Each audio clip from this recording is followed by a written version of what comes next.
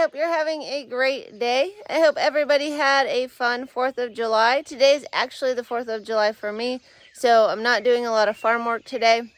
I do need to take my small bouquets to the coffee connection, and I did come out here to make sure I didn't have lizzianthus or sunflowers popping.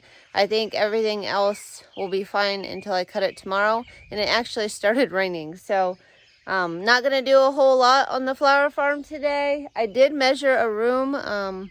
It's about 6 by 7, and I think that we might convert it into a little walk-in cooler just so I have a little more space to put more flowers, because it is 7 feet tall as well, so I would be able to put a lot of flowers on shelving in that room.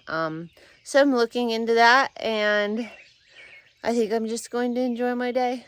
I hope everybody has a fantastic day, and I'll see you in the next one.